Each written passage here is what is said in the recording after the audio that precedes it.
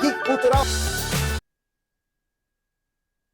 Saudações, meus amigos e amigas do canal Geek Cultural, tudo bem com vocês? Vocês vão ver já já quem está aqui com a gente, né, para fazer essa entrevista especial, esse bate-papo, uma das grandes personalidades e referências do universo da cultura pop japonesa no Brasil. Vamos ver se eu, pelo que eu vou dizer aqui, se vocês adivinham, né?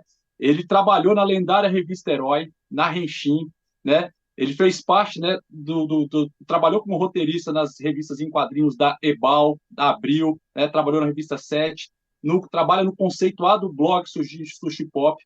Ele é ilustrador, caricaturista, professor de desenho, roteirista, redator, autor de importantes trabalhos, né, e de livros do universo da cultura pop japonesa, que a gente vai abordar nesse bate-papo, né?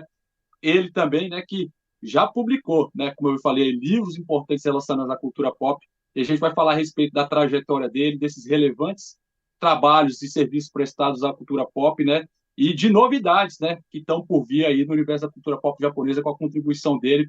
Quero convocar para participar aqui desse bate-papo no canal Geek Cultural, desse modo diferente. Vocês estão acostumados a ver a gente, né, entrevistando as personalidades, né, nos eventos, indo em loco no Brasil, pelo Japão, e agora a gente vai inaugurar essa etapa de entrevistas, né, por meio do Zoom, por meio do StreamYard. Então, quero convocar aqui para esse nosso bate-papo essa grande referência da cultura pop, que é o Alexandre Nagado, a quem a gente vai conversar sobre a trajetória dele e contar para vocês algumas coisas de bastidores que, de repente, ainda não tenham sido ditas, né, em tudo que ele já, né, participou aí há muitos anos, né, trabalhando, contribuindo nesse universo da cultura pop. Alexandre, seja muito bem-vindo ao canal Geek Cultural. Satisfação ter aqui para a gente bater esse papo aí sobre o universo da cultura pop japonesa. E aí, Everson, tudo bem? Obrigado pelo convite. Prazer estar aqui.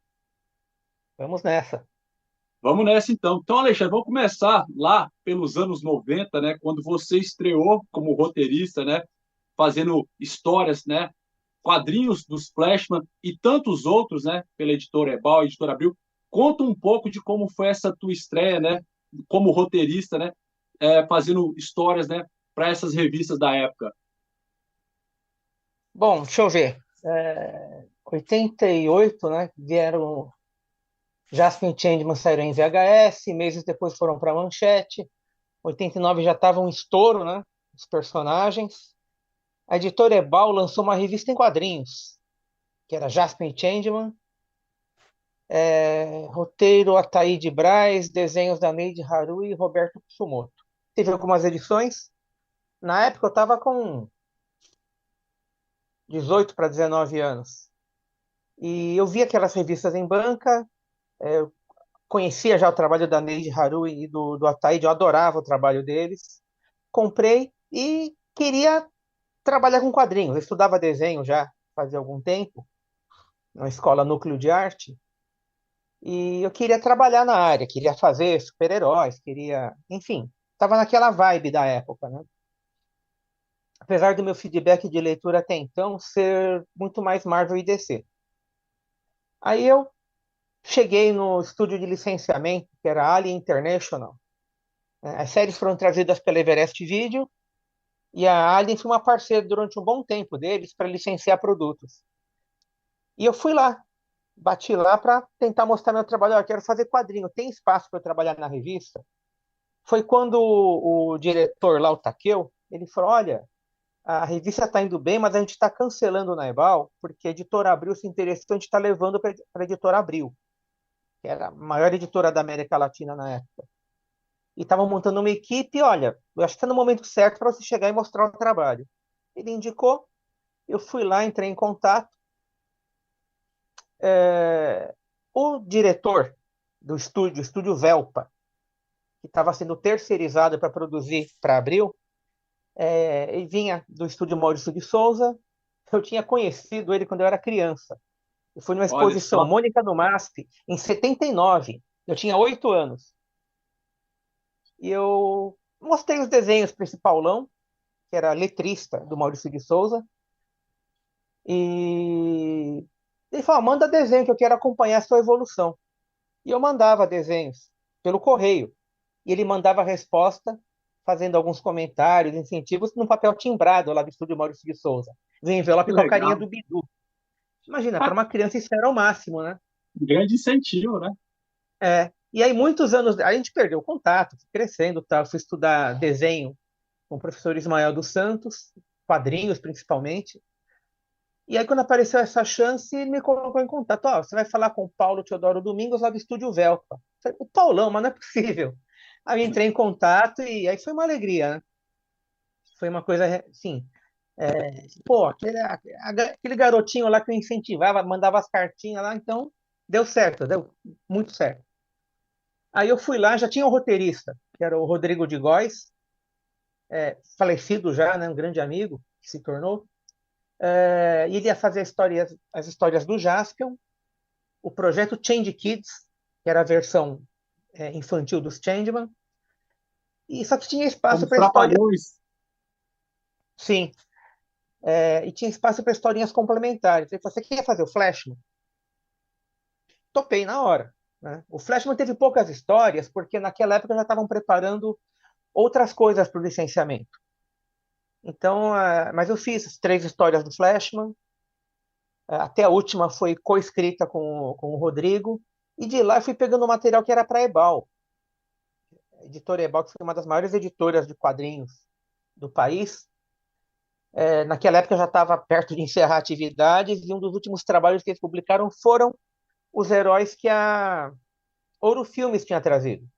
A Alien também estava licenciando eles, então eu fiz roteiros para o Gogol 5, Machine Man e Charivan. Uma edição de cada. Depois do Gogol 5 teria um outro gibi meio picareta que fizeram, mas não teve nada a ver comigo, misturando com sobras de Flashman.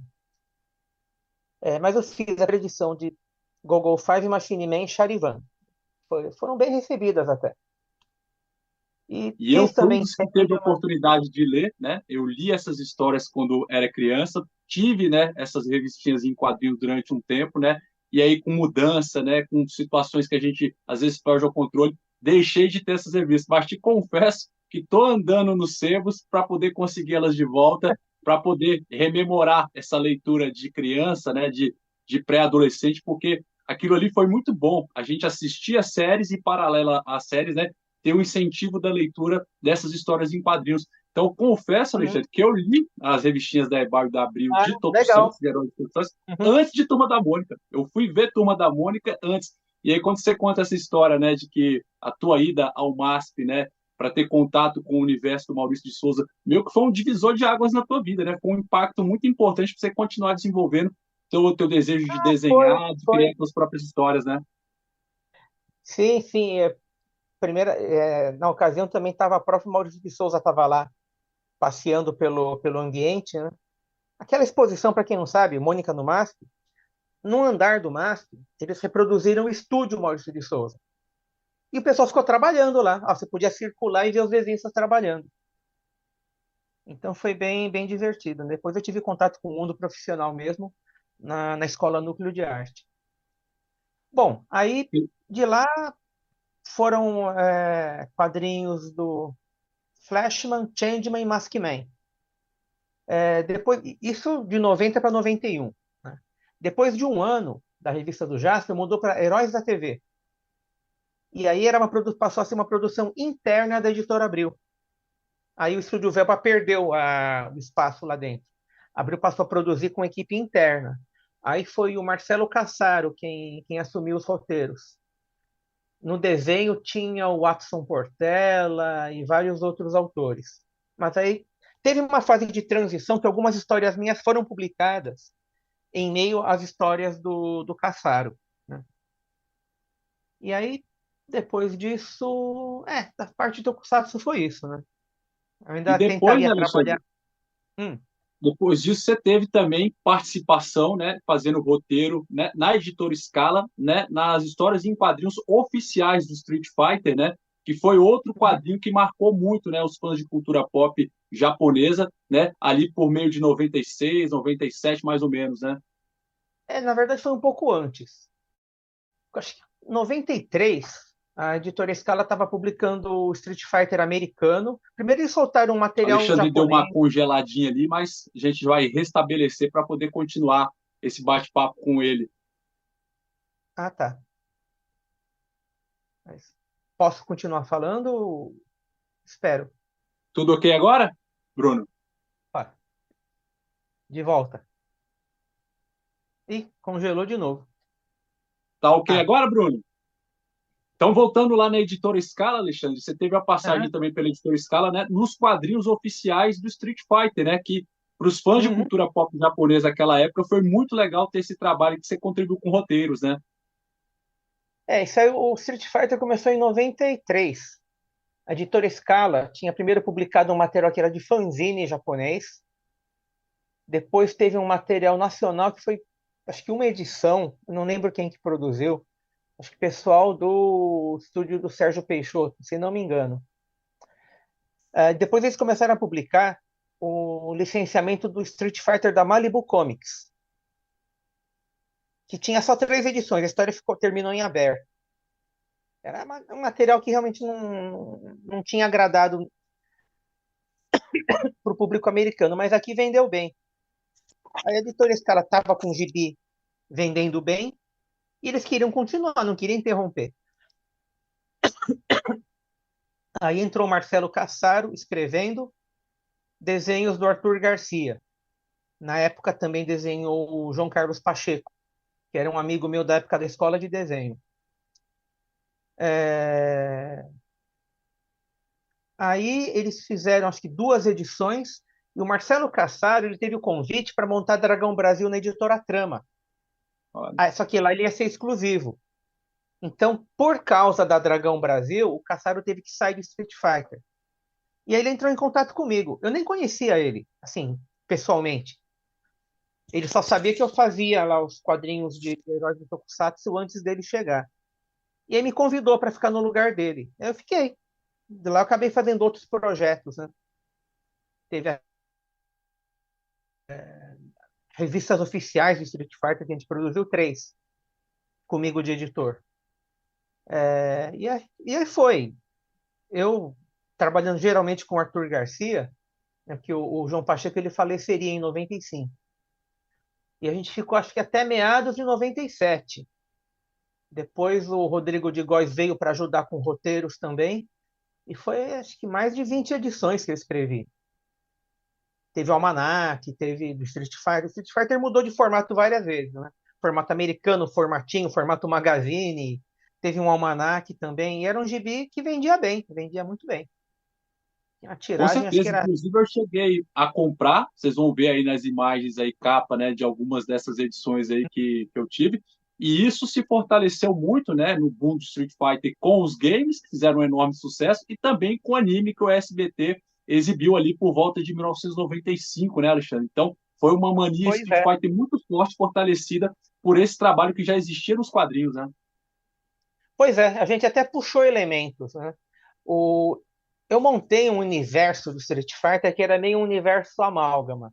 Ele tinha elementos do game, claro, mas elementos do filme, do Street Fighter Movie, que foi a primeira animação, né, dos personagens, do Street Fighter Victory, que é a série que o SBT exibiu, e também eu puxei alguns elementos do filme do Van Damme, como o Capitão Salada, por exemplo, que eu coloquei nos quadrinhos. Mas era uma coisa própria, tinha uma continuidade própria, mas a gente tentou buscar alguns elementos. E eu lembro quando o Street Fighter Victory estreou, eu tinha conseguido umas revistas japonesas de referência. Aí o Arthur ele usou, né, como material de era material de licenciamento, ele usou como referência algumas imagens das animações, dos animes do Street Fighter. Foi bem legal, foi bem legal. E aí, assim, no meio da produção do Street Fighter e de outras revistas que eu acabei fazendo para a Scala, aconteceu a revista Herói.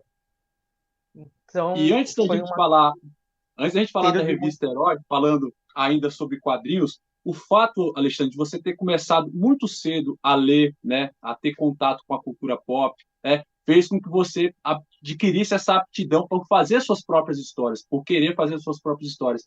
E aí, entre os teus relevantes trabalhos nos quadrinhos, né, a gente tem a criação desse super-herói brasileiro. super-herói Brazuca, né, inspirado em mangá e tokusatsu, que é o Blue Fighter, que é um trabalho muito bacana que você fez ali, né, nos anos 90 e que recentemente foi lançado, né, esse graphic book Blue Fighter, né, e que vocês podem ver aí pela qualidade aí.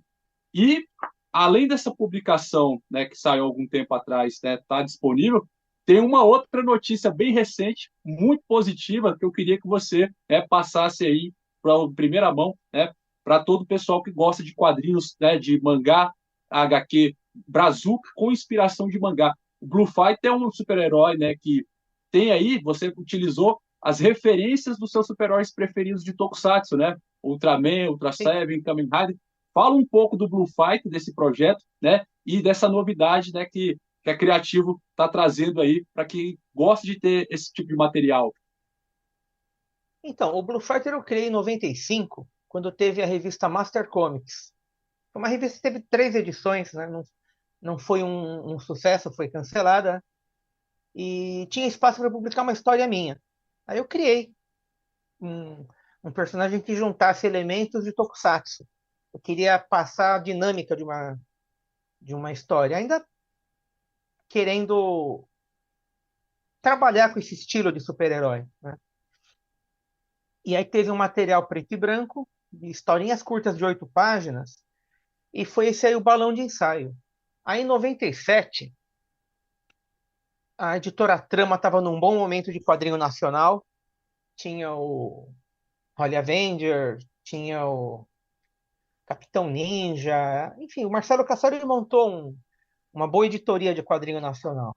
E ele entrou em contato comigo querendo publicar o Blue Fighter. Ó, vamos fazer uma minissérie do personagem.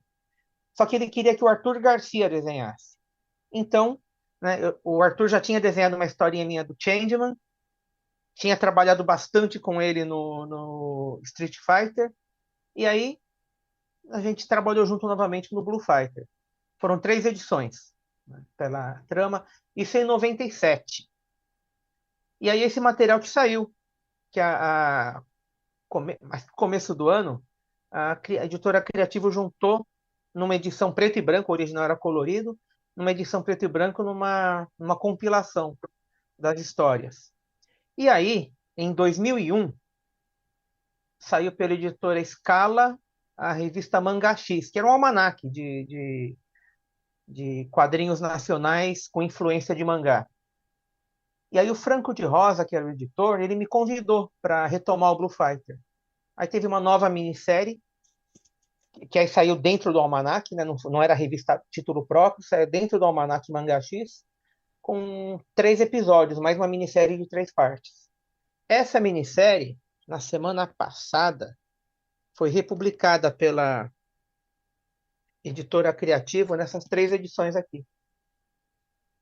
Que beleza, hein? Rapaz, olha a qualidade do material gráfico. É uma edição bem caprichada. E esse é um material que eu mesmo desenhei. Vamos ver se dá para mostrar um pouquinho aqui. Rapaz, mas que beleza, hein, Alexandre? Quando você deu a notícia no blog Sushi Pop, eu já fiquei imaginando, e aí já tratei de adquirir. E tem uma novidade, né? Quem for lá no blog Sushi Pop, tem um link lá, onde você pode ir para poder adquirir. E tem até disponível, né, Alexandre, o PDF para quem quiser, né, ler e até imprimir essa versão em PDF. Agora, quem quer essas 3 edições, né, com esse acabamento excelente, né, é só entrar Uhum. no link que a gente vai deixar aqui também na descrição e indo lá no blog Sim, Sushi sim, Pop para ter essas edições. Rapaz, mas que sim. notícia boa é essa, hein? Quem diria, né, que Quem uma quiser, semente plantada lá. né?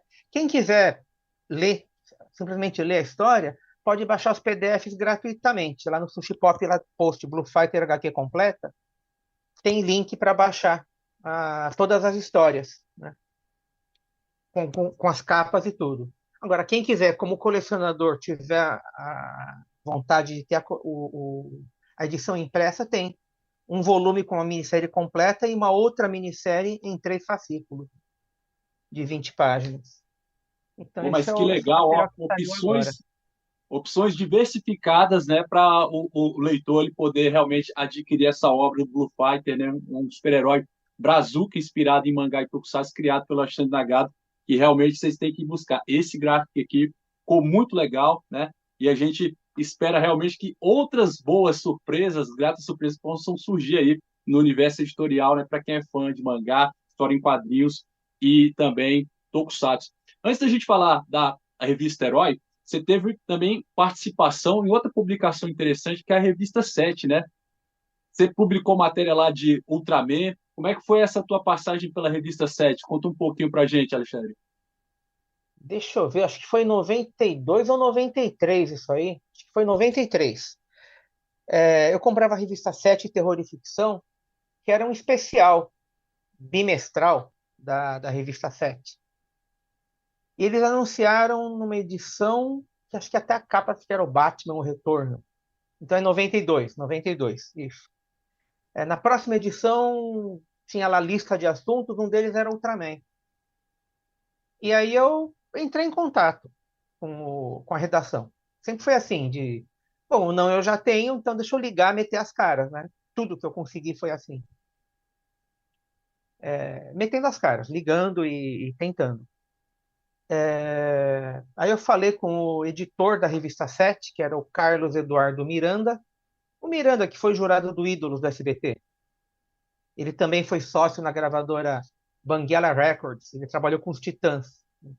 E ele era muito envolvido na parte de imprensa cultural. Ele fazia a revista Bis e fazia a revista 7. Escrevia resenhas. A Terror e Ficção era ele que editava. E ele colocava quadrinhos, colocava cultura pop, no que a gente chama de cultura pop hoje. Ele falou, olha, eu sou colecionador, tenho livros de Ultraman, tenho várias referências. Se vocês quiserem, eu posso emprestar para vocês, posso, né? Ele falou, olha, a gente ia fazer uma matéria baseada no que cada um lembra aqui do Ultraman.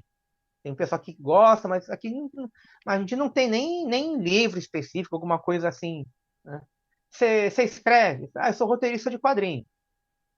Tinha a experiência da Abril e da Ebal, né? Você não quer fazer um teste de redação pra gente? Aí eu fui lá, Miranda me recebeu, tal, e falou, ó, faz uma resenha de vídeo pra gente, já que você disse que costuma ler. Fiz, ele aprovou, e a partir dele começou a me passar algumas pautas. Eu fiz uma sobre Ultraman Great, que saiu na Terror de Ficção, acho que número 3. E aí ele me passou uma pauta sobre Kaiju para a revista A 7 Comum mesmo. Porque depois a Terror de Ficção não durou muito tempo.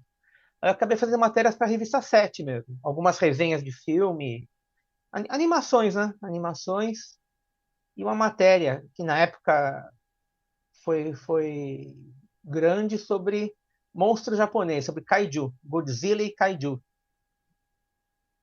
Lá eu conheci o André Forastieri e o Rogério de Campos, que em 94 montariam a editora Acme, né?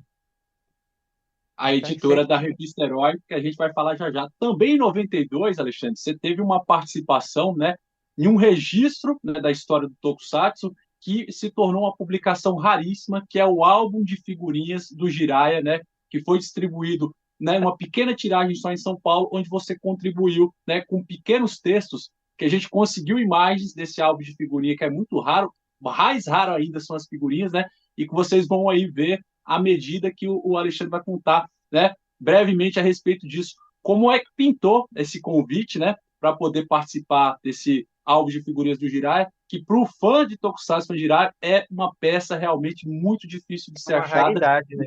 e que marcou uma época. Isso aí foi através também da Alien International, que eles, como eu falei, tiveram parceria com a Ticara, mas fizeram parceria com várias empresas, né? Como a Urus Filmes e a Top Tape. E aí foi, acho que o pessoal do Takeo que entrou em contato comigo. Na época já haviam saído os álbuns de figurinhas do Jaspion Changeman, as figurinhas Jaspion 2 Spilvan, e eu não lembro o nome da editora. Eu lembro que o Takeo havia me indicado. Aí era o seguinte, tinha muito poucas imagens oficiais que a Top Tape tinha conseguido. Bem pouco mesmo. O que eles tiveram que fazer? Montar um tripé com uma máquina fotográfica. Lembra, é tudo analógico, né? Sim. Colocar uma TV com videocassete com episódios do Jiraiya, congelar a imagem e tirar foto. Não tinha, ah, vamos puxar pelo computador. Não, não tinha nada disso. Era tudo manual. Eu não acompanhei o processo, me contaram como foi. E quando eu vi as figurinhas, a imagem de TV da época era cheia de linhas. Você percebia a textura de linhas do televisor. É uma coisa bem precária mesmo. Mas era o único jeito. Aí o que fizeram? Uma tiragem experimental que foi distribuída somente em São Paulo, em algumas bancas grandes. Eu não lembro se teve cartaz de banca. Era época que banca era cheia de cartaz para divulgar os produtos. E foi assim que vendeu por pouco tempo.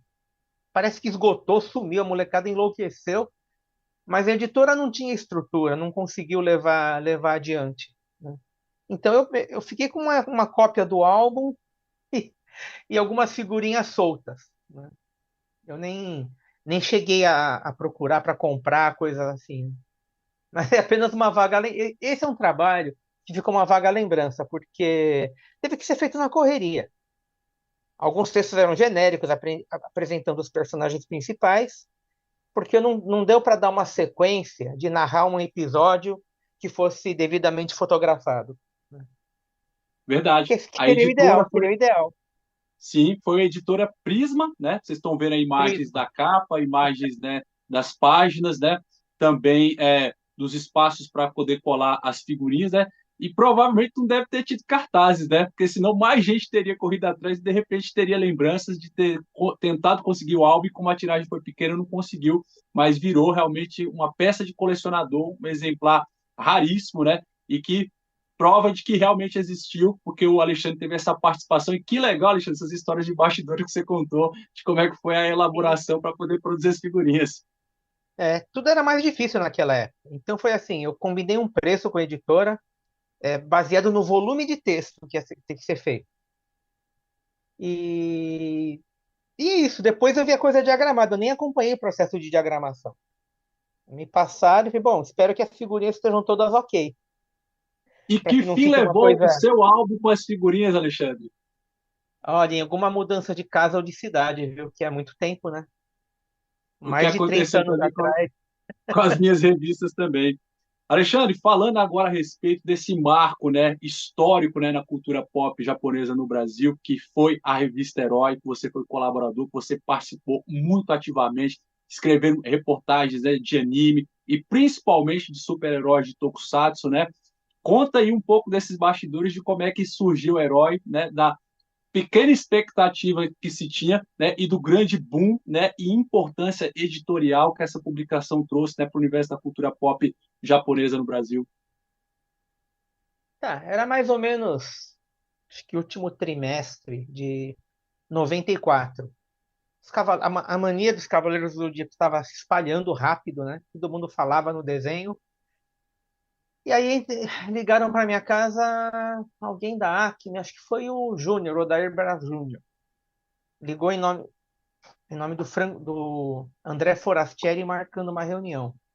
O Forasto eu conhecia da época da Sete, né?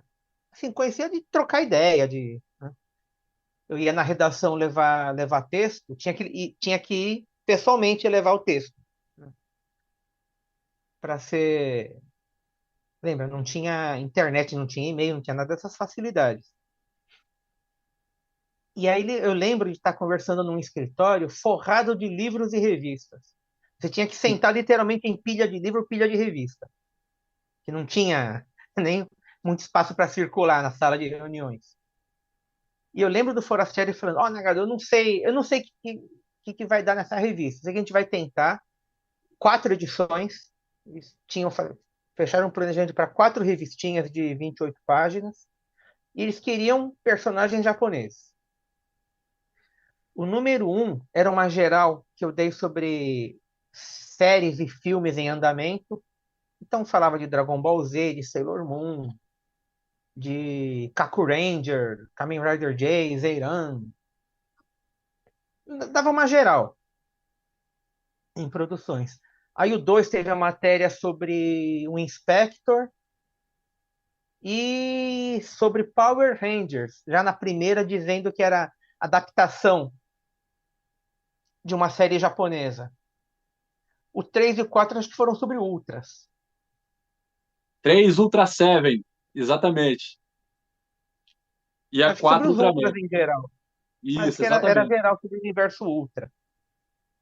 E assim, as 4 edições foram feitas juntas. Eu já vi muita gente fazendo vídeo até.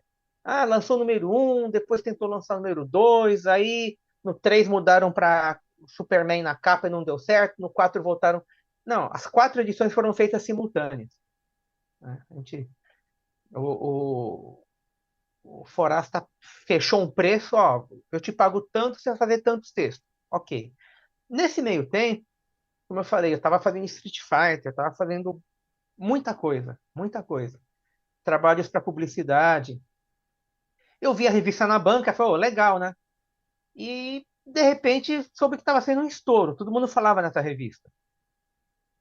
Eu estava com 23 anos na época. É, E aí me chamaram, ó, a revista vai continuar e queremos mais matérias. Aí eu voltei. Naquele tempo, de eu ter feito a primeira e ter tido estouro de venda logo do número um, eles fizeram várias edições, né?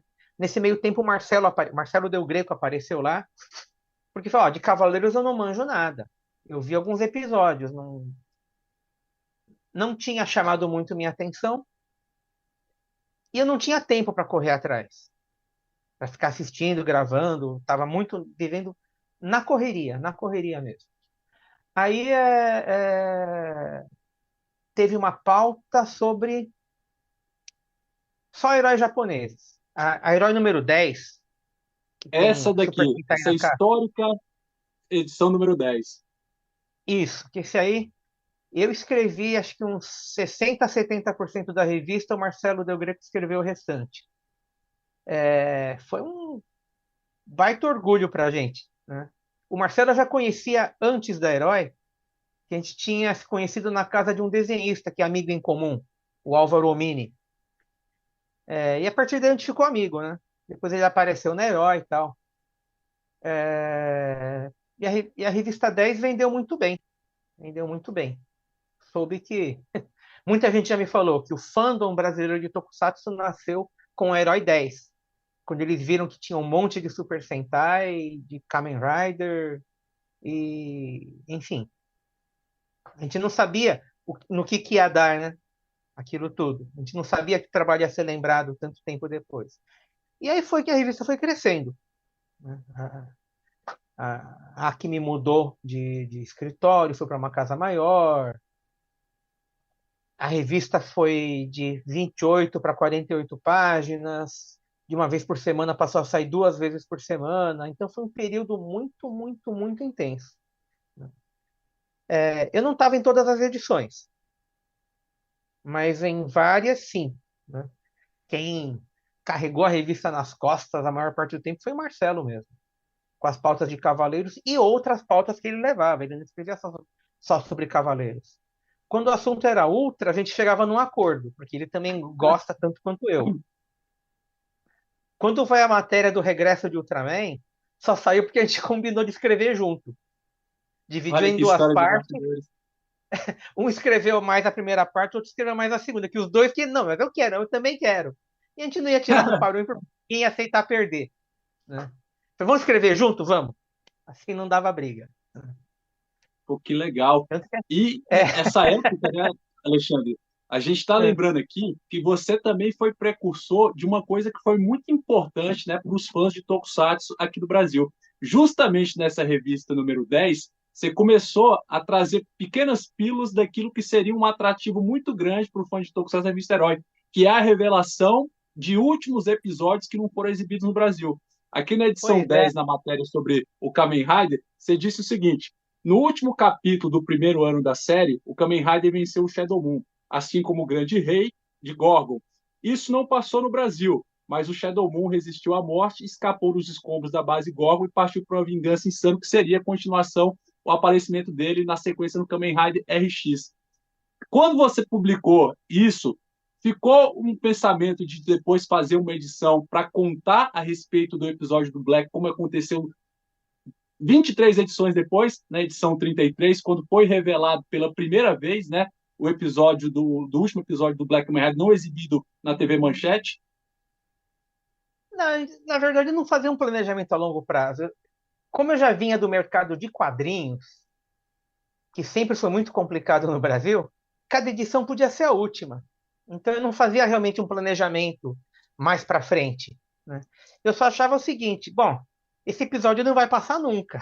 Ninguém, tanto que demorou, né? A gente sabe quanto tempo demorou para que fosse lançado no Brasil. Mais de Tá, 30 pelo menos o anos. pessoal. Pois é. Tá, pelo menos o pessoal tem o direito de saber, né? Naquela época a gente não pensava em spoiler.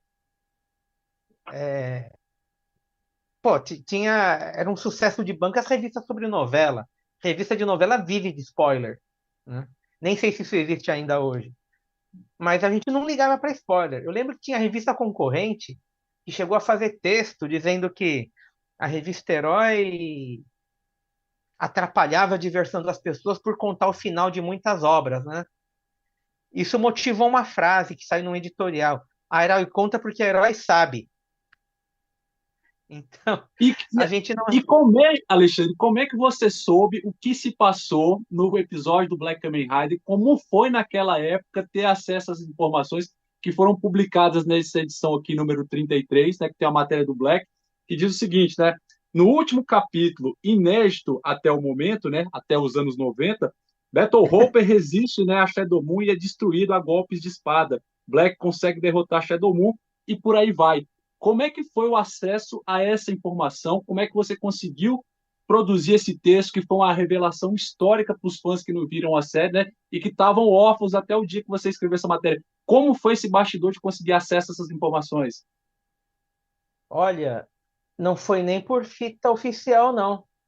Algum amigo colecionador da época, não sei se do grupo Orcade, que eu fiz parte lá no Centro Cultural, algum colega, algum colega aí conseguiu uma fita e a fita rodou meio mundo, né? Eu lembro de ter exibido isso aí na Gibitec em Fio, em São Paulo, mas sim, eu tinha assistido, sabia da série do RX, tinha lido entrevista em inglês do Tetsu Kurata, comentando sobre as séries. Então, do Black tinha um material bem acima da média, assim, em matéria de informação em relação a outras coisas, né? Então, E como, foi Alexandre, bom. o teu texto, ele reflete exatamente aquilo que a gente assistiu 30 anos depois, no Sato Cinema, lá na bairro Liberdade, quando a Sato Company, 30 anos depois, dublou, né, esse episódio e passou para nós. Eu estava assistindo aquele episódio lá e me emocionava me lembrando do teu texto, o quanto ele foi fiel 30 anos antes àquilo que a gente só assistiria muito tempo depois. Até hoje arrepia, entendeu? Essa sensação. O que eu vi de marmanjo, entre eles eu, chorando, se emocionando, se lembrando daquela época, assistindo aquele último episódio Ah, do que bom. Black, né? No ano passado, foi um negócio muito marcante. Ah, fico contente. Como eu tinha uma origem como roteirista, nas revistas, nas matérias para a revista, principalmente de tom mais pessoal, porque assim, eu não sou jornalista, não tenho formação em jornalismo. O que eu sabia escrever era história, era contar histórias. Então, quando eu ia fazer a matéria sobre uma série, eu tentava colocar um pouco de emoção. Ou o que que aquilo passava para mim, né? E eu era um moleque escrevendo para moleques mais novos. Imagina, tinha 23 anos, cerca de 10 anos mais velho apenas do que o leitor médio da revista. Sabendo que muitos eram mais novos ainda, né? 10 anos, 9 anos, sei lá. Então era um moleque escrevendo para moleques mais novos. Então por isso que tinha muita autenticidade naquele material, né? Eu tinha todo minha experiência já tinha alguma experiência como roteirista. Então que não, quero contar a história de um jeito que marque, que a pessoa não está assistindo, não vai ter acesso, não tinha internet, não vai ter acesso a esse episódio talvez nunca, mas que sinta que entendeu o que aconteceu, sentiu a emoção, o peso da história, né? E Sem foi assim lindo. contar. acontece isso, aquilo, acabou. Pum. Sim. Mas eu Outro me final preocupava, né? revelado de série japonesa, né, de Cybercops, né, por matérias do Alexandre Nagado, foi o final do Cybercops revelado na edição 24 da Herói, em que você disse o seguinte: como a série Cybercop já foi reprisada umas 50 vezes, vamos logo ao que interessa, o final ainda não é exibido na TV. Quando você contou o final do Cybercops, conta para nós, Alexandre, os bastidores de como você teve acesso a isso, porque tempos depois, fãs foram procurar o Nelson Sato na Sato Company e pediram para ele que desse uma cópia, né, da fita com os episódios finais de Cybercops, que eles puderam assistir e depois distribuíram, né, nos fandons de Tokusatsu. Mas na época em que saiu, né, essa matéria publicada na revista Herói, muito bem escrita por você, como é que foi o trabalho para poder conseguir acesso a essas informações e revelar o final de Cybercop dos Policiais do Futuro? Esse aí foi através do Sato mesmo. A fita, antes de começar a rodar entre os fãs, alguns profissionais tiveram acesso, eu era um deles. Então, foi baseado numa fita que foi cedida pelo próprio Nelson Sato, né, pela equipe dele. Uma Então, cópia foi. dela, você assistiu e devolveu, ficou contigo. Não, eu tirei cópia, mas é a época do VHS, então aquilo ali se perdeu faz muito tempo, né? Mas eu lembro que teve um impacto muito grande, né? O final do Cybercop, até hoje, eu acho um dos melhores, em termos de história, que tem essas reviravoltas, tem situações variadas, né? Não Drama. gosto simplesmente a batalha final vai para a pedreira e tem a luta ali, termina e vencemos. Não, é uma história, uma baita história, final do Cybercop. Aí tinha novamente aquilo ali, de tentar passar um pouco essa. Atiçar a imaginação do leitor, para que ele imaginasse aquilo que imaginasse aquilo passando na frente dele, né? Outro final revelado, Alexandre, por matéria sua na revista Herói, foi nessa histórica edição número 1, uma revista gigantesca, um jornalzão, né? Onde foi publicada 71. essa matéria do Guerreiro Dimensional Spilva, né? Em que você conta, né, o final da série que não foi exibido pela TV Manchete, né? A Herói apresenta um dos personagens que deram origem à série VR Troopers, conhecido inicialmente no Brasil como Jaspion 2. Ele é o poderoso guerreiro dimensional Spilvan. Foi diferente o acesso às informações para poder revelar, né, para a nação Tokusatsu o que aconteceu no último episódio do Spilvan? O Spielberg eu lembro bem. Eu fui procurar na locadora da Casa ONU, distribuidora, né, da colônia japonesa, e eu peguei uma fita VHS que era antiga, inclusive, né, porque eles gravavam material de TV na época e mandavam para cá. E só que quando era primeiro episódio e último episódio, geralmente eles guardavam. Outra fita eles iam gravando por cima. Mas eles na época tinham esse costume. Quando era episódio inicial e episódio final de série, ficava sempre guardadinho lá, como referência. Episódios intermediários eles iam gravando por cima. Quando chegava coisa nova, copiava por cima.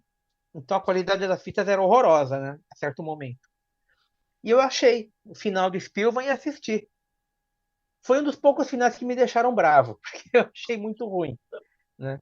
É um final controverso, tem gente que gosta, mas eu achei aquilo ali muito ruim, muito incoerente, muito bobo, né? Mas contei, enfim, contei porque esse aqui é outro que não vai passar nunca. Eu tava vendo o andar da carruagem, esse aqui nem final do Black e outros aí não vai passar nunca, então deixa eu contar de uma vez. Fica uma matéria de referência, né? E Eu pensava em fazer contou. sempre matéria de referência. Você tentou fazer uma matéria do Giban, uma pauta com a revelação desse final, que acabou por alguma razão, né, não sendo pauta para Herói, acabou passando batido. Você lembra de ter tentado oferecer? O que você lembra a respeito do final do Giban não ter sido contado em matéria de referência? Eu não achei, eu procurei. Nem na Casa ONU eu achei o final do Giban. Não sei se dei azar, que podia ter procurado mais. Eu sei que eu procurei, não achei de jeito nenhum o final do Giban. O Giban, infelizmente, vai ficar de fora. Tá aí, detalhes de bastidores. Por né? falar nisso, Alexandre, conta alguma história de bastidores da Herói, que até hoje, porventura, você nunca contou em live nenhuma, em entrevista nenhuma, né? Fala-se muito das vendagens da Herói, né, que chegaram a ter, né, 500.000 de cópias em determinado momento, vendia muito. Agora, tem uma história de bastidores ali, de algum momento de dificuldade, decisivo, né, de importância da Herói, que te marcou muito quando você lembra da tua passagem pela Herói, que é algo assim que te faz pensar com alegria daquela época? Ah, puxa vida, tem tanta coisa, né? Tem algumas coisas assim que, olhando em retrospecto, eram bem curiosas, né? Ligava gente lá na redação para perguntar o que que ia sair nas próximas edições, porque a pessoa tinha ansiedade, queria saber qual que eram as próximas matérias, ou queria saber o que que ia acontecer nos Cavaleiros do Zodíaco, ou enfim, chegou uma hora que no começo até telefone de casa a secretária chegou a passar. Pelo amor de Deus, não faça isso. Não, não pode, não pode, né? Então, dependendo assim, se tivesse alguém por lá, o Marcelo atendeu, deve ter atendido muita gente ao telefone. Eu cheguei a atender algumas pessoas. Eu falei, não, espera a revista sair na banca. Poxa, segura um Não, pouco a mas eu preciso ansiedade. saber para contar para os meus amigos, para eles verem que eu tenho acesso às informações e tal, né? Mas tinha que esperar. É meio assim, meio assim. Tinha muita história curiosa, né? Eu lembro de um. Isso aí já quando tinha a Pokémon Club, que eu cheguei a colaborar. Aí já era editora Conrad, né? Já havia mudado para editora Conrad e tal. Tinha uma criança que conseguiu o telefone de casa e ficava ligando porque ele queria montar um fã-clube oficial de Pokémon. E aí, o menino devia ter uns 12 anos, 13. Só que ele descobriu que para ter um fã-clube oficial registrado, tem que ter um maior de idade assinando. Perguntando se eu não queria assinar. E no cartório ia assinar. Eu falava, não, não, pera, ó, não é assim, você tem que conversar com seus pais, não sei o quê. Provavelmente vai ter taxas para pagar, registro, não, não é assim e tal. E aí um dia liga uma senhora dizendo que o menino ligava várias vezes por semana, chegou a ligar várias vezes. E eu, olha, não... aí perguntava, não, quem é mais forte? Não, quem não sei o quê. Ah, porque o Charmander, não, porque tem um episódio, não, porque a equipe Rocket. A criança, trabalhando com o telefone aqui, eu ia respondendo, ia, né? E um dia ligou, não lembro se foi a mãe ou o pai. Olha, recebi aqui a conta de telefone, tem várias ligações para sua casa e não somos nós. Acho que meu filho andou ligando aí. O que se trata? Aí eu expliquei. Ela pediu 1 milhão de desculpas e tal. Falei, mas não briga com ele, não, né? É na inocência, imagina, né? Então são coisas que hoje em dia não, né? Você pensa na época do telefone da cartinha, tinha toda semana, quando eu falo toda semana porque eu não ia sempre no Herói, mas uma vez por semana eu aparecia lá na redação. Tinha uma sala forrada de cartas. Era a época de pessoa mandar carta. O que saía no Correio Galáctico era uma pequena parte. Eram milhares de cartas toda semana. Desde mensagens, desenhos, crianças pedindo bonequinhos, ou sugestões, ou enfim, é uma coisa de fenômeno, né? Uma coisa assim meio bitomania, né? Era uma onda assim de Cavaleiros do Zodíaco, mas era uma onda de revista herói, que, enfim, é, foi uma O, coisa que dominou as bancas, né? o grande Influenciou. boom, né, da cultura pop japonesa no Brasil. E, Alexandre, quando a gente para pensar que em dezembro desse ano, né, vamos completar 30 anos, 3 décadas do lançamento dessa revista histórica, né? O que Pois que é. passa pela tua cabeça de ver que aquilo que vocês fizeram foi importante, foi expressivo, foi marcante, né, para uma geração de fãs, né, que vocês inspiraram, né, muita gente, né, que foi marcado para a revista e o reconhecimento que vocês obtiveram, né, tempos depois. Fico imaginando que você demorou um tempo para você sentir esse reconhecimento, né? Mas o quanto ele é importante Ah, para você sim. impulsionar a tua carreira. É engraçado, sempre foi um bom cartão de visitas falar que tinha trabalhado na revista Herói. Tanto para dar palestras, para muitos convites posteriores que eu tive de colaboração em outras publicações.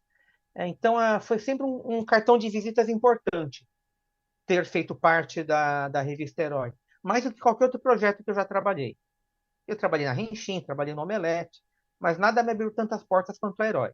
Mas isso aí é uma visão profissional, né? Do ponto de vista pessoal, olha, a ficha começou a cair mais no, alguns anos atrás, eu não vou lembrar quando que foi, 2019, talvez, 18. Não, acho que foi mais recente até, talvez 20 ou 21, quando a Resistência Tokusatsu entrou em contato comigo, o Boni, né? Depois o Guache e tal, Abraço para os para companheiros lá da Resistência Tokusatsu. é, acho que estava no começo das lives, acho que era live ainda, bem no começo, eu não sabia direito o que que era, tal. Até o Marcelo participou, e foi quando eu comecei a perceber, né, a nostalgia de muitos fãs da época, né? Na época eu não percebia, como eu falei, a Herói eu fiz junto com o Street Fighter, eu fiz junto com trabalhos de publicidade, fiz junto com eventos, dava aula também. Tinha uma vida bem movimentada, bem doida, né? Dormia tarde, acordava cedo e estava sempre produzindo. Então, eu não curti muito aquilo. Claro, eu curtia porque as pessoas comentavam comigo e tal, mas eu achava, isso é passageiro. Eu estava mais preocupado com o próximo trabalho a entregar, o próximo pagamento a receber. Era uma questão de sobrevivência. O Marcelo Del Greco, e ele já contou isso em algumas lives, um dia a gente andava muito junto naquela época. Ele falou, Nagado, a gente vai ser que nem tipo Highlander. Highlander tipo o quê? Vamos ser tipo imortais. A gente está estamos escrevendo nossos nomes na história. E ele conta, né? Assim, nas palavras dele. Aí o Nagado fez uma cara meio assim, ficou meio pensativo, tal, porque não tinha caído a ficha para mim. Ele não, ele estava percebendo aquilo que estava se descortinando na frente. Olha, a gente está abrindo o caminho. O jeito que a gente está abordando para tratar entretenimento, tratar os assuntos, nem usava o termo otaku, geek, nerd era um termo meio pejorativo, né? Mas a gente estava lidando com tudo isso aí e de uma maneira, uma linguagem contemporânea. A gente estava puxando muita nostalgia já daquela época, né? E ele tinha uma ideia clara que a gente estava abrindo um caminho, estava abrindo uma porteira que ia só se multiplicar dali para frente. E eu não tinha essa noção, porque eu estava só na correria, né? Não que ele não estivesse, mas ele teve esse insight. Nossa, isso aqui é inédito. Isso aqui a gente está abrindo um caminho, cara. E a gente está escrevendo nossos nomes na história. Estamos publicando trabalhos que muitas pessoas estão lendo. E aí demorou muitos anos, como eu falei. Foi lá na Resistência que eu comecei né, com a internet também. Às vezes eu recebia mensagem de algum leitor. Eu li seus materiais nos anos 90, me incentivou a leitura naquele momento e foi legal, tenho muito carinho. Vira e mexe alguém aparece perguntando se eu tenho edições da época, que a pessoa quer procurar em sebo, quer adquirir, ou simplesmente para agradecer, né? Então eu acho bem, bem legal. Que E um assim, importante eventualmente legado foi aparece. deixado, né? É um legado inquebrantável, imortalizado, né, na história da cultura pop Pois é. japonesa no Brasil, e que realmente vocês conseguiram abrir no espaço, capinando o mato mesmo e abrindo para que a gente tivesse, né, toda essa indústria que a gente tem da cultura pop hoje no Brasil, com o maior evento de cultura pop asiática da América Latina que se tornou o Anime Friends, que, por sinal, você trabalhou, né, na primeira edição em 2003, né? e teve um contato muito próximo com as grandes personalidades que foram trazidas para esse evento histórico, né? O ator Hiroshi Watari, o cantor Hironobu Kageyama, o Akira Kushida. Inclusive, você teve oportunidade, né, Alexandre, de entrevistar eles no palco. Conta um pouco do que foi, né, esse outro fato marcante que você também teve participação, que foi a primeira edição do Anime Friends, né, 2020, 2003. Tá. Na época, assim, eu andando muito com o Ricardo Cruz e o Takashi Chikazawa, que era o dono da Yamato, empreendedor da área de eventos, né? Ah, naquela época, o que me bateu assim, né? Que era uma sementinha que eu tinha lançado lá atrás que estava dando frutos, no sentido de que, na época da Herói, eu me preocupava muito em dar fichas de produção das séries, em comentar, em tornar conhecidos os nomes dos atores, artistas, criadores. Então eu escrevia o nome, o Hiroshi Watari, Hironobu Kageyama, e comentava, o Kageyama, cantor das músicas do Changeman, do Maskman e do Jetman, do Dragon Ball Z, Cavaleiros do Zodíaco, o Akira Kushida, o tema do Daileon, os temas dos policiais do espaço, Gavan Charivan Jiraiya, Scheider, Jiraiya, Giban. Eu gostava de fazer esse tipo de referência nas matérias. Logo, os fãs já conheciam, não apenas consumiam o material, mas sabiam o que estavam consumindo. Eu falei, nossa, quem diria que um dia esses caras estariam no Brasil, começariam a vir ao Brasil. Isso aí eu lembro que me deixou muito satisfeito por ter, de certa forma, ajudado, né, a tornar esses nomes conhecidos. E foi bem legal, foi bem legal. Nunca havia tido contato com artistas japoneses e eles tinham muita curiosidade também, né, sobre o público. O Hiroshi Watari chegou a perguntar para mim, porque assim, ele tinha vindo com uma roupa parecida com a do Boomerman. E ele perguntou, por que Boomerman? E eu falei, a série foi. Eu expliquei que a tradição de exibição no Brasil é de séries diárias. Passava um lote de episódios, reprisava, depois passava outro lote. Mas, assim, no geral, a série, até aquela altura, cada episódio tinha passado, sei lá, 100 vezes ou mais. Fora o fato de estar disponível em vídeo. Então, eu falei, olha, as pessoas, os fãs viram seus episódios como Boomerman, apesar de terem sido, acho que 8 episódios só. Cada fã viu mais de 10, 15, 20 vezes.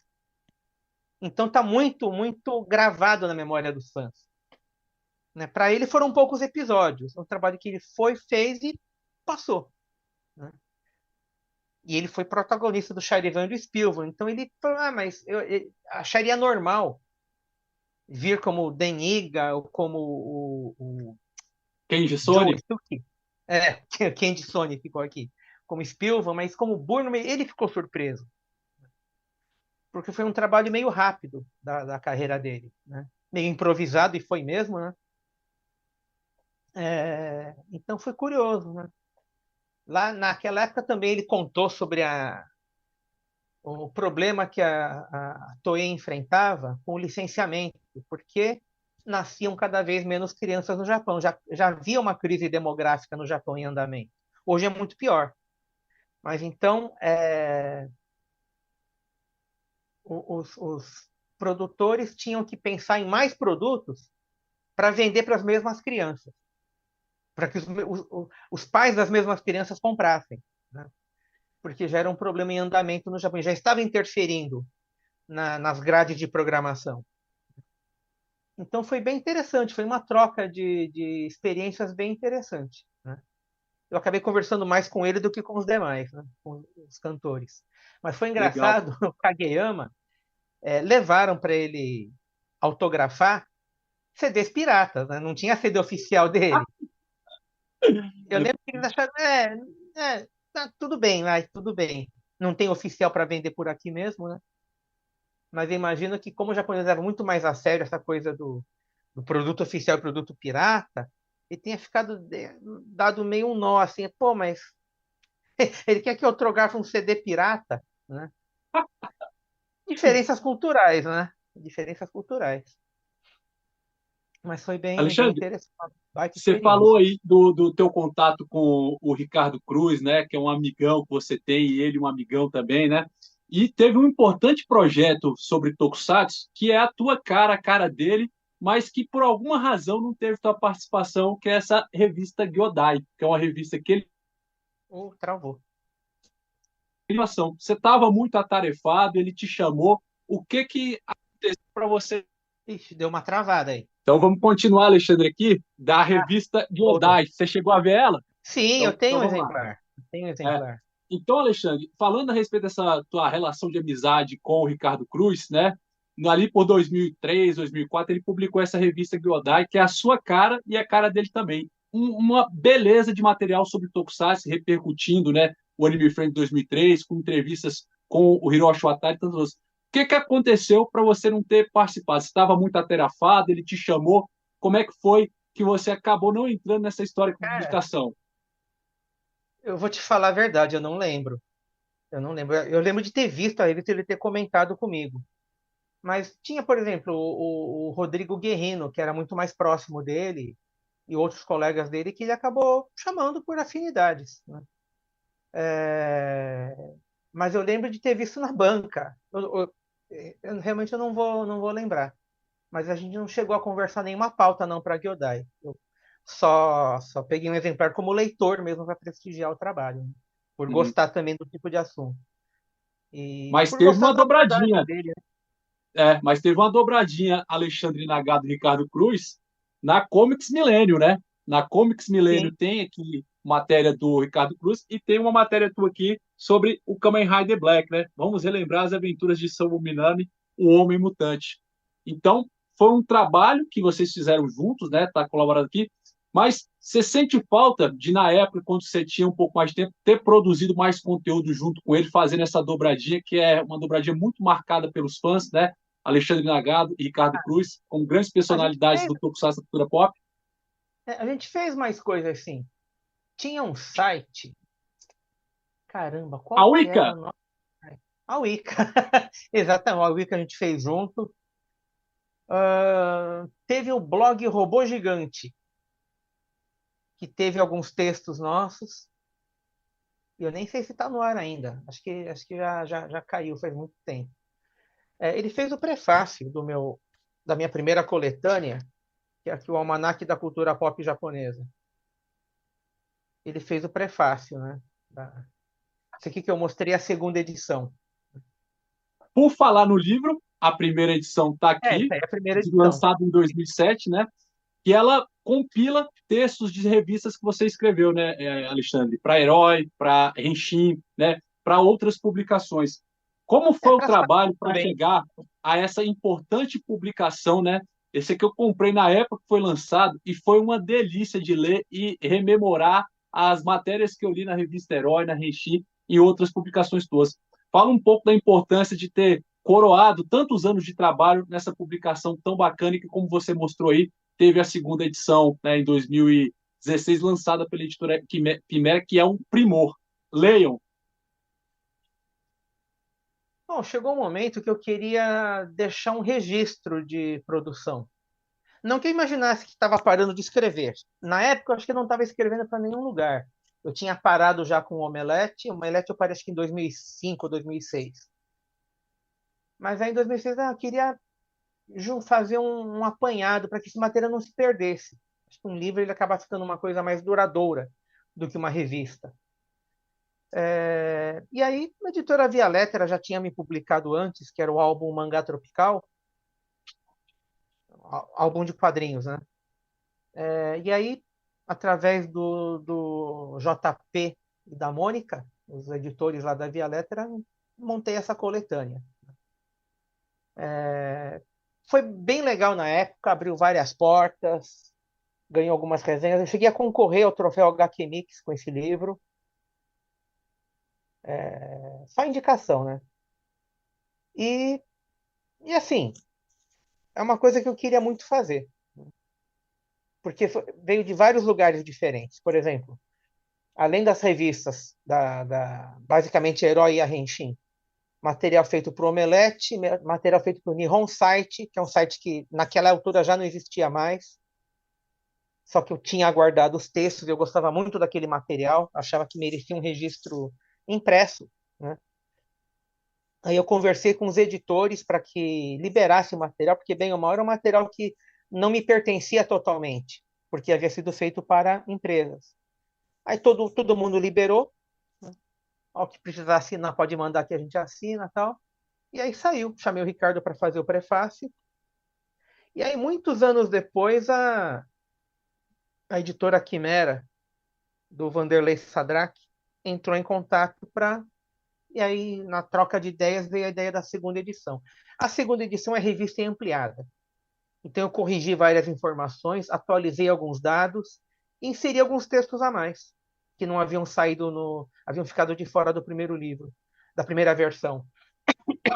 Então, a versão capa dura é uma versão revista e ampliada, né? Aí tinha feito algum texto lá para o UOL, né, Universo Online, que saiu em 2015, eu acho. Aí eu incluí como alguma coisa de produção recente e ficou esse registro, né? E ficou um A ideia primor, de. porque é uma leitura, literatura obrigatória para quem é fã de cultura pop japonesa, né? E que está disponível para ser adquirido.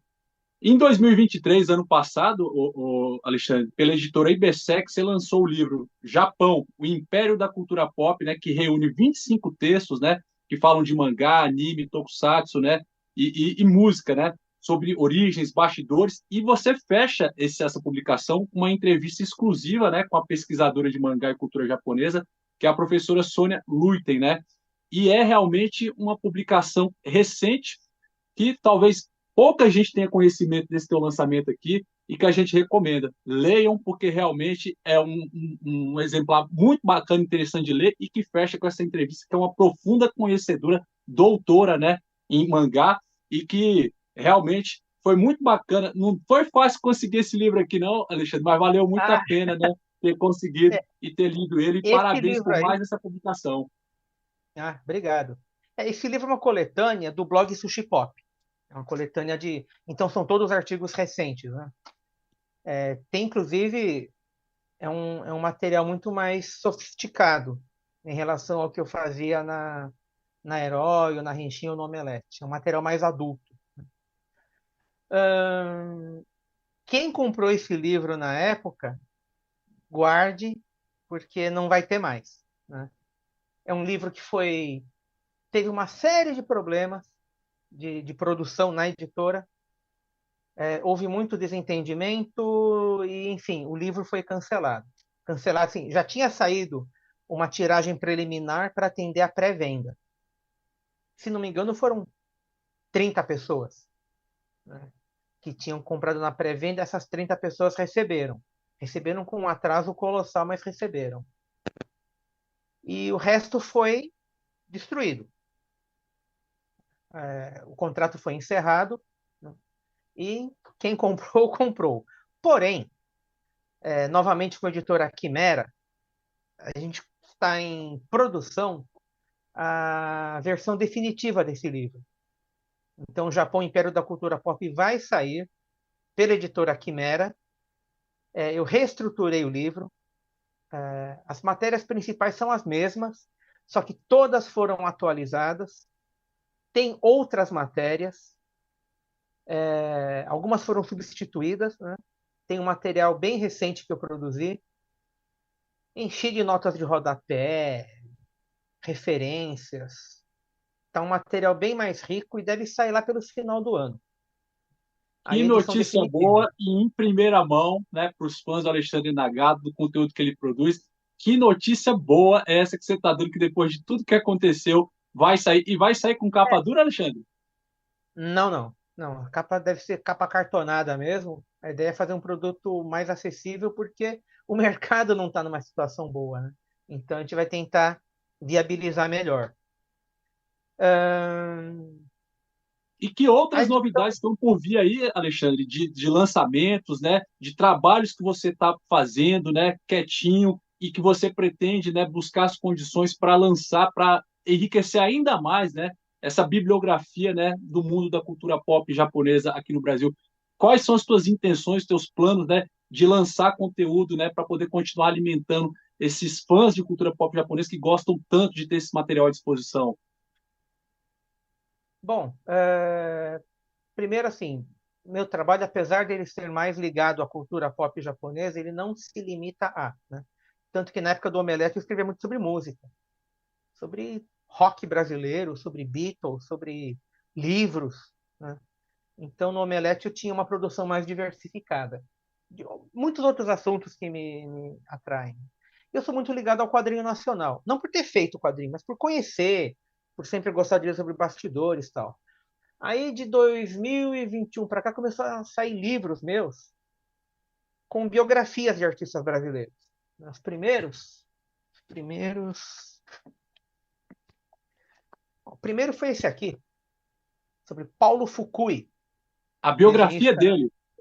biografia do desenhista Paulo Fukui, que ele trabalhou na editora Edrel, que foi uma das pioneiras, foi a pioneira na utilização do mangá no Brasil, isso nos anos 60 ainda. É, trabalhou na editora Abril, criou passatempos, revistas, muitas revistas de atividades, revista Recreio, revista Destaque Brinque, Transfer. É um baita profissional. Produziu muitas histórias muito legais de ficção, aventura. Eu fiz a biografia dele, né? Que conta um pouco. Aliás, uma curiosidade. Ele trabalhou muito com álbuns de figurinhas. Ele foi produtor gráfico do álbum do Spielman, Jaspion 2 Spielman. Que legal, Ele olha só que toda, curiosidade. todo o design gráfico do álbum do Spielman. Isso em 21, né? 22, ou já era 20, 23, teve esse aqui sobre o desenhista Inácio Justo. Inclusive, Inácio Justo faleceu no último dia 17 de agosto, aos 92 anos. Mestre dos quadrinhos de guerra, de terror, aventura. Tem um outro livro que eu escrevi de biografia, que é do Mozart Couto. Mozart Couto trabalha com mangá, super-herói, humor infantil, tudo quanto é tipo de quadrinho. E deve sair ano que vem. E eu Pô, já que estou começando notícia a. boa, Não, que O legal. Mozart Couto foi o desenhista do Gamera, para quem. Os quadrinhos do Gamera pela Dark Horse. Né? Ele fez o Gamera, ele fez o Brave Star, aquele desenho americano dos anos 80, né, o Brave Star. Ele fez a versão em quadrinhos oficial, que saiu na editora Abril. Fez coisa pra caramba, né? Coisa pra caramba. Por falar em coisa pra caramba, Alexandre, mostra um pouco do vasto material que você separou, que você encontrou nas suas caixas aí, né?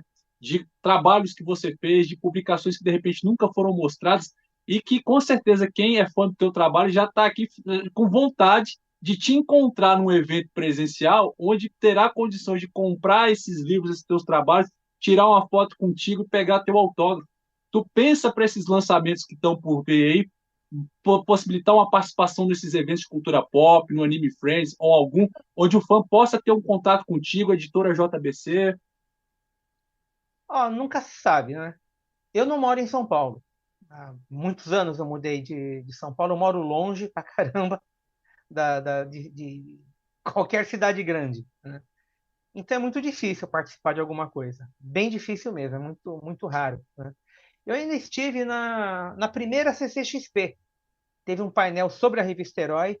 Eram os 20 anos da revista Herói, eu estava lá. No E, lançamento desse livro aqui, né? No livro que conta a história dos 20 anos da revista Herói, né? olha, essa capa eu nem conheço. Eu nem conheço Essa essa aqui é uma capa. sobrecapa. Você tem aí. Era essa aqui, É, ó. isso. Isso aqui é uma sobrecapa que veio posteriormente.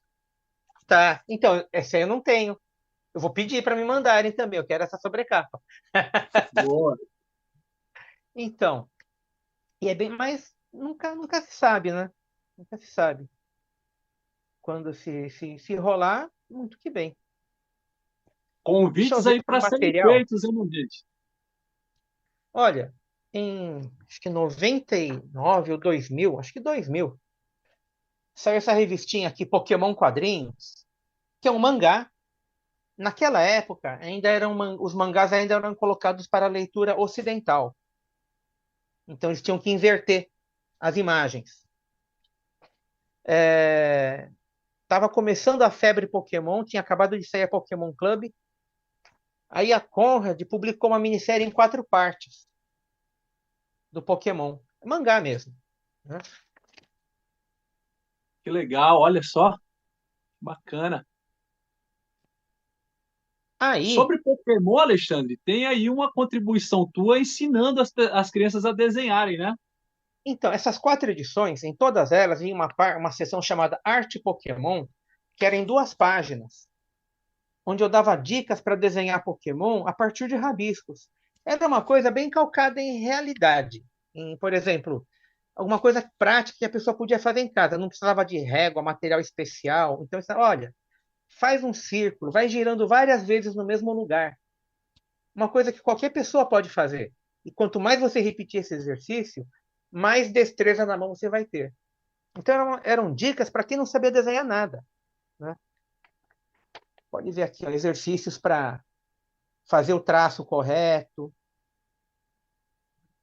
para quem está no zero mesmo, para conseguir desenhar um Pikachu.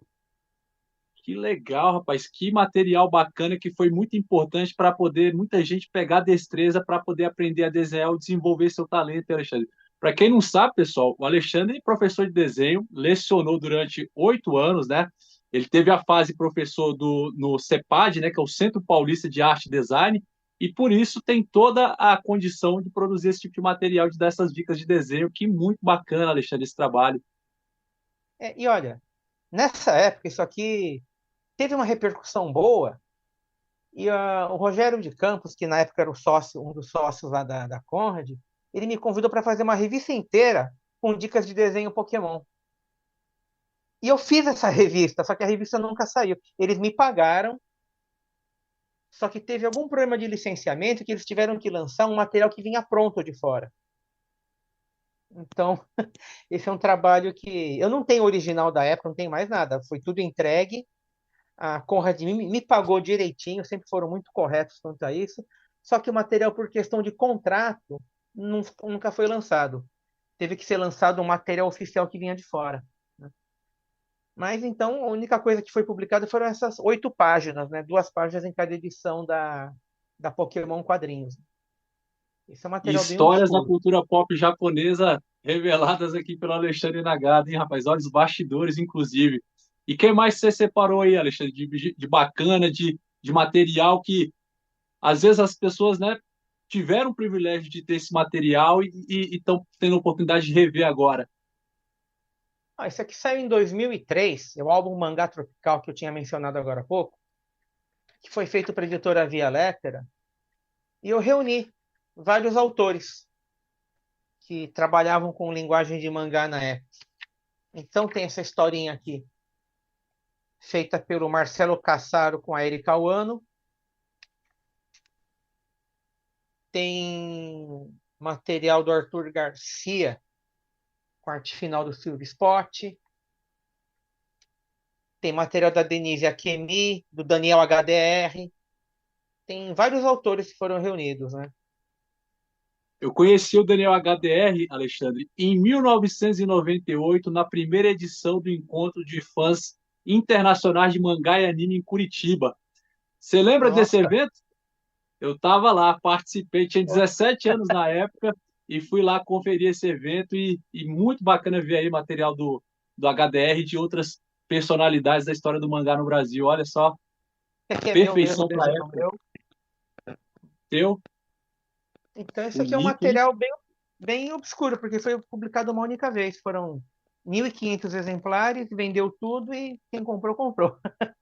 Você só tem um, Só tem um. Só tem um, só relíquia, sobrou um.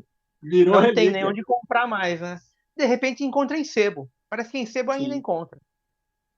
Mas foi uma tiragem única e acabou. A gente teve um convite formal para fazer um volume 2, mas aí eu que não quis. Dá muito trabalho. Dá muito sim. trabalho administrar muita gente. Tem gente que nasceu para Alexandre, ser editor. Eu não nasci para ser verdade. editor. Mas nasceu para poder deixar um legado muito forte, contribuições muito importantes, né, para o mangá, para o anime, para o tokusatsu, para a J-Music, para as produções editoriais, né, que a gente tem, né, disponível, que foram lançadas e continuam saindo com os teus livros, com as histórias em quadrinhos do Bullfighter. E, Alexandre, um privilégio muito grande, cara, poder ter conversado contigo. A gente combinou com o Alexandre, né, um determinado tempo, acabamos extrapolando isso, mas o Alexandre tem compromisso. Imagina. Deixei alguns assuntos guardados aqui, Alexandre, para numa próxima entrevista presencial. Quero muito te entrevistar pessoalmente, mesmo com as dificuldades que tem, né, de você estar morando longe de São Paulo. Uma hora vai dar certo a gente conseguir se encontrar para poder falar um pouco mais de bastidores da tua carreira, né, numa entrevista presencial. E espero muito que a gente consiga fazer isso e consigamos fazer. Te contar uma história de bastidores aqui. Mais ou menos ali por 97, 98, o Alexandre é uma das personalidades, dos colaboradores da revista Herói mais acessíveis que a gente tem.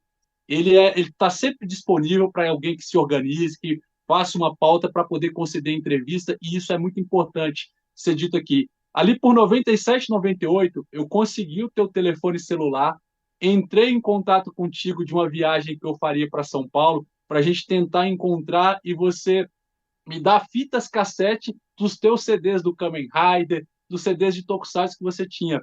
E aí Cara, eu fui para São Paulo, conheci a Animangá, onde vendia o mangá do Rama Meio, por conta de coordenadas orientações que você me passou. E aí, por alguma razão, a gente não conseguiu se conhecer, talvez correria de trabalho, a gente não se encontrou. Mas desde aquela época você é acessível e muito gentil para poder fazer a ponte. Então é muito importante a gente ter legal. personalidades, referências, né, do universo da cultura pop japonesa, com o perfil que o Alexandre tem. E quero, Alexandre, te agradecer demais, cara, por ter batido esse papo com a gente. Vai ser veiculado essa gravação e possivelmente cortes, né, no canal Geek Cultural. E queria abrir, né, considerações finais para você falar do trabalho muito importante que você continua fazendo no blog Sushi Pop, que quem não conhece ainda precisa conhecer, né? E queria aí abrir espaço para essas tuas considerações finais. Assim, bom, 3 pontos, né? Na série de biografias, eu tô fiz a do Mozart Couto, estou começando mais uma, para gente para o final do ano que vem, né? Colaborei com um material que vai sair, acho que em setembro ou outubro, chamado O que as famílias precisam saber sobre cultura pop asiática. Aí junta artigos sobre cultura pop japonesa, chinesa, coreana e não sei o que mais tem, né? É um livro digital, um e-book, organizado pela pesquisadora Ivelisse Fortin, reuniu mais de 30 autores, né? Um, Entre os autores tem a Sonia Luiten, né? Mestra de mangá e cultura japonesa. Eu colaborei com alguns artigos também. E esse material vai sair, vai ser disponibilizado gratuitamente, né? Vai ser bem divulgado em sites. Acho que vai ter uma live de lançamento que vai ser divulgada. Mas esse é um material acessível porque é um projeto educacional. Então, todos entraram como voluntários e o livro digital vai ser distribuído gratuitamente. Então, vai ser divulgado em breve, né? E o blog Sushi Pop, que existe desde 2008, eu montei esse blog, a primeira versão dele, quando eu voltei do Japão, eu fui fazer uma viagem de intercâmbio cultural em 2008, né, convidado pelo consulado japonês. É, teve vários hiatos e reformulações, e aí, em 2021 eu montei um com domínio próprio, já uma coisa mais organizadinha, já pensando em ser um blog, um site de assuntos de referência. Então tem matérias, muitas matérias sobre assuntos que eu já explorei na Herói, só que com uma visão mais madura, e uma visão atualizada, mais madura, com mais referências culturais, né? Então você vai ter matérias do Metalder, do Black, do Google Five, e outras séries modernas, ultras recentes. Ultras, de certa forma, eu acompanho até hoje, né? Animações recentes, como Frieren, que eu gosto muito, Spy Family. Então tem produções bem variadas e muita coisa sobre música, história do Japão, né? O Sushi Pop é um blog de cultura japonesa, não apenas cultura pop japonesa, ou não apenas cultura pop. Então ele reflete um pouco as minhas buscas intelectuais, né? gosto, eu procurei diversificar muito meus assuntos. Eu sempre tive assuntos bem variados. E eu gosto de história, gosto de filosofia, gosto de psicologia. Então eu pontuo vários assuntos, principalmente de história, nas matérias do Sushi Pop. Então, é um pouco disso aí que vai aparecer no livro Japão, Império da Cultura Pop. Uma visão sobre contextos históricos, né? Pela E é isso. editora Quimera, que a gente espera que até o final do ano esteja disponível, né, para os leitores, para os fãs adquirirem, né? Está em produção, está Alexandre, em diagramação. você teve no final de semana do Anime Friends na cidade de São Paulo, lá em São Paulo, e conseguiu encontrar com o Toshihiro Egashira? Como é que foi esse Pois encontro é. anos depois com o Toshi e o pessoal da Resistência Tokusatsu? Então, o Boni, o Guache, eu conhecia só pela internet, né? E aí eu pude conhecer pessoalmente. E o Toshihiro Egashira, não via há uns 28 anos. Meu Deus, que Por reencontro aí, histórico. por aí, né? Foi bem, bem legal reencontrar ele, né? É, e não mudou nada. Isso que é engraçado. Coisas de japonês, né? Não mudou nada e eu ouvi isso aí também. É, mas foi bem legal, bem legal. Foi também na época que a professora Sônia Luiten, ela ganhou uma condecoração do governo japonês, que é a Ordem do Sol Nascente. É uma honraria que o governo japonês concede a pessoas pelo mundo que contribuíram com a cultura japonesa e com a aproximação entre os povos. É, pouquíssimas pessoas recebem isso aí. E a professora Você Sônia Luiten merece receber isso do consulado, hein? Você, o Marcelo Del Greco e algumas é um sonho, né? personalidades. Mas, assim, é toda uma vida, né? Muito mais tempo do que a gente tem, né? E eu fui convidado por ela para estar presente foi uma cerimônia fechada, né, na casa do cônsul do Japão em São Paulo. Coincidiu que eu estava passando por São Paulo nessa época. Aí foi uma grande honra, um grande prazer estar na cerimônia fechada, só para convidados, prestigiando a professora Sônia Luiton. Aliás, o Maurício de Souza estava também lá, entre os convidados. Então foi bem, bem legal, né? Coincidiu, que hajam mais coincidências assim. Pô, histórico mesmo. Deixa eu te contar um detalhe aqui, né? O canal Geek Cultural a gente criou recentemente, né? 2 anos, e foi uma maneira que eu tentei de criar, né? De produzir conteúdo para expressar, né? Um pouco do conhecimento que eu fui adquirindo, né? Consumindo cultura pop japonesa, teu material. E assim, uma das razões para eu ter me tornado jornalista, hoje jornalista cultura pop, jornalista tokusatsu, foi porque tive você como referência. Você, o Ah, Marcelo Del Greco, né, como inspiração.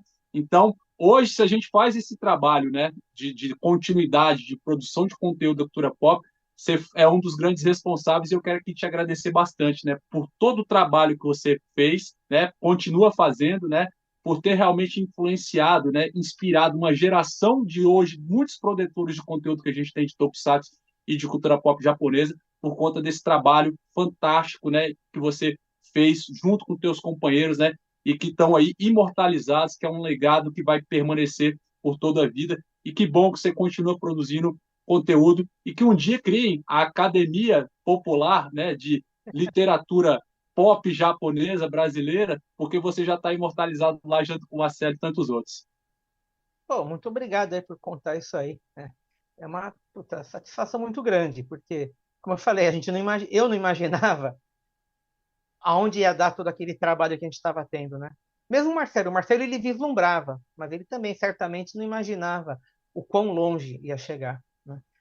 Outro lampejo disso aí eu tive na primeira CCXP, acho que primeira ou segunda, de 2014, lá no painel dos 20 Primeiro, anos da Herói. A primeira, né? Alguém falou em algum momento, aquele auditório estava lotado, né? Falei assim, olha, se não fosse Herói, a gente não estaria aqui. Não teria tudo isso aqui, né? Se referindo ao que a CCXP representava. E estavam certos, estavam totalmente certos, né? Não fosse lá o André Forastieri, Rogério de Campos, teve participação do Franco de Rosa e também ideias preciosíssimas do Mauro, da Devir, foi um dos mentores do início da Herói. Não fosse por esse pioneirismo, a gente não teria, né, chegado onde chegou. Eu, como eu falei, eu entrei como um simples colaborador. E é por isso que eu fico tão contente, né, que as pessoas lembrem. Tem gente que acha que eu era um dos donos, editor. Não, era um colaborador. Alguém de produção, né? Não era um cara da decisões, era um cara da produção. Mas eu fico contente que tenha rendido frutos, né? E que o pessoal, tanta gente lembra até hoje. Bem legal. Valeu mesmo. Com certeza, um colaborador que se tornou uma das maiores referências e personalidades quando se fala de cultura japonesa e cultura pop japonesa no Brasil, e a gente só tem a agradecer.